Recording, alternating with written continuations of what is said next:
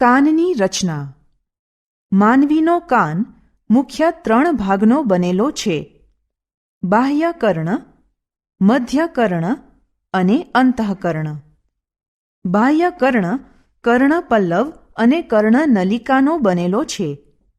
કર્ણપલ્લવ ગોળ, થોડું ઘણું ગરણી આકારનું હોય છે અને તેની બહારની કડક ધારને હિલિક્સ કહે છે તથા નીચેના ખંડ નરમ હોય છે, જેને લોબ્યુલ્સ કહે છે. કર્ણનલિકા એસ આકારની નળી, જે અંદરની તરફ કર્ણપટલ સુધી વિસ્તરેલી છે. કર્ણનલિકાની ઉપરના ભાગમાં વાળ આવેલા છે, જે ધૂળના રજકણોને અંદર આવતા અટકાવે છે.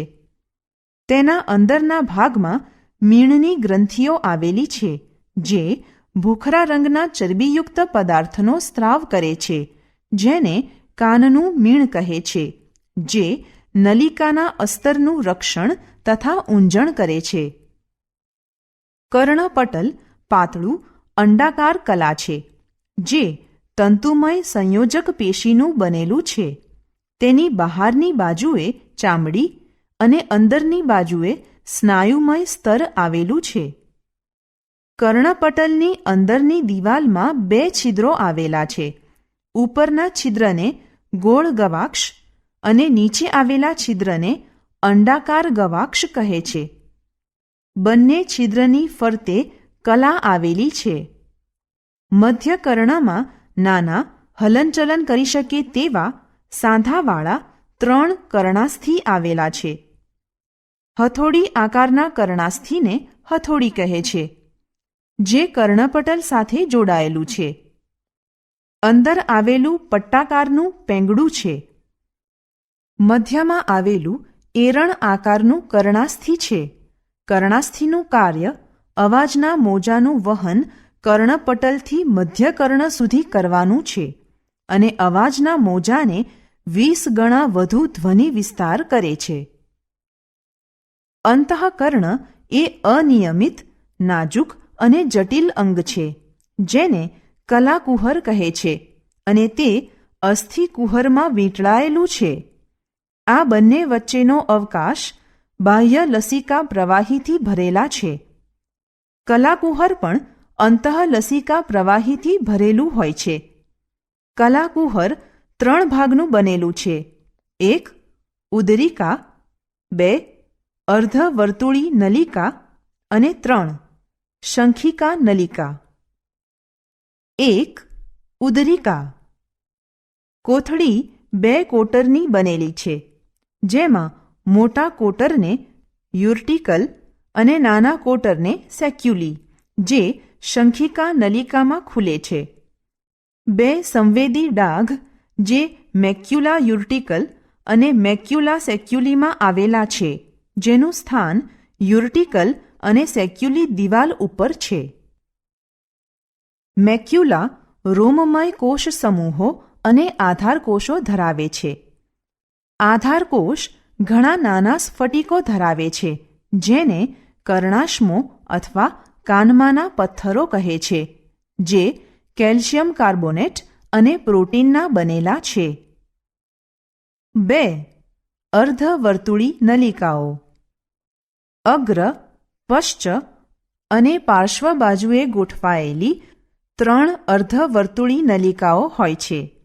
દરેક નલિકા યુર્ટિકલના બંને છેડે ખુલે છે. દરેક નલિકાઓનો એક છેડો ફૂલીને તુંબિકા બનાવે છે. સંવેદી ડાઘ દરેક તુંબિકા પર જોવા મળે છે, જેને ક્રિસ્ટા કહે છે. તેનું કાર્ય સમતોલન જાળવવાનું છે. 3. શંખિકા નલિકા.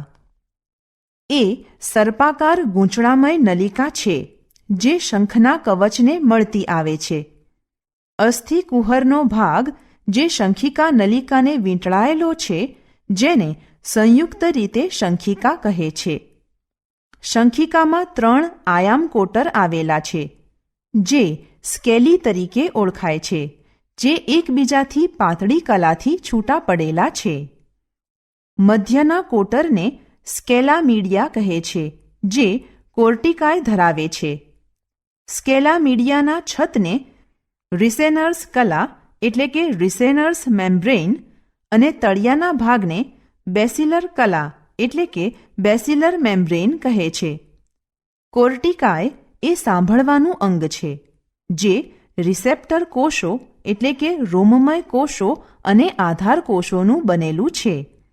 રોમમય કોષો તેમના મુક્ત સપાટી પર રોમ ધરાવે છે અને તળિયાના ભાગ પર ચેતોપાગમનો સંપર્ક ચેતાકોષના શિખાતંતુ સાથે હોય છે. રોમમય કોષોના અગ્રભાગ ટેક્ટોરિયલ કલામાં ખૂંપાયેલા હોય છે. આધાર કોષો બે પ્રકારના છે: લાંબા સ્તંભીય કોષો અને નાના ફેલેન્જીલ કોષો. સાંભળવાની ક્રિયાવિધિ. અવાજના મોજા બાહ્ય કર્ણના માર્ગે કર્ણપટલ સુધી પહોંચે છે. કર્ણપટલ પરથી કંપનો કર્ણાસ્થિઓ દ્વારા કલાકુહરના ઉપર અંડાકાર ગવાક્ષ પરથી કંપનો શંખિકા સુધી પહોંચે છે. ત્યાં રિસેનર્સ કલામાં વહન પામે છે. આ કંપનો અંતઃલસિકામાં હલનચલન પેદા કરે છે. કોર્ટિકાયમાં આવેલા સંવેદી કોષો આ હલનચલન ઓળખે છે. આ કંપનોની હલનચલનનું રૂપાંતરણ ઉર્મિવેગોમાં થાય છે. આ ઉર્મિવેગોનું વહન કર્ણચેતા દ્વારા બૃહદ મસ્તિષ્કના શ્રવણ વિસ્તારમાં વહન થાય છે, જ્યાં ઉર્મિવેગોનું પૃથક્કરણ થઈ અવાજ ઓળખાય છે. ચેતાતંત્રની અનિયમિતતા. મલ્ટિપલ સ્ક્લેરોસિસ એ દીર્ઘકાલીન ચેતાતંત્રનો રોગ છે જે તરુણ અને મધ્યમ ઉંમરના વ્યક્તિને અસર કરે છે. મગજ અને કરોડરજ્જુની ચેતાની ફરતે આવેલા મજ્જા આવરણને નુકસાન થાય છે, જેથી ચેતાના કાર્યને અસર પહોંચે છે. રોગના લક્ષણોમાં પગોનું અસ્થિર હલનચલન, આંખોનું ઝડપી અનૈચ્છિક હલનચલન, બોલવામાં ખામી, વધુ કે ઓછા પ્રમાણમાં ઘાત થતો હોવાથી મૃત્યુ થાય છે. પાર્કિન્સન્સ રોગ. આ રોગ ન્યુરોટ્રાન્સમીટર ડોપામાઇનની ઉણપ અને ઉંમર સાથે સંકળાયેલ છે. રોગના લક્ષણોમાં ધ્રુજારી, કઠોરતા અને સ્વયંસ્ફુરિત હલનચલનમાં ઉણપનો સમાવેશ થાય છે. રાંઝણ સાયાટિકા. સામાન્ય રીતે કશેરુકા વચ્ચેની ગાદીમાં ઘસારો થવાથી આ થાય છે. રાંઝણ થવાનું મુખ્ય કારણ કશેરુકા વચ્ચેની ગાદીનું ખસી જવું. પીઠ, જાંઘ અને પગમાં સતત દુખાવો થાય છે.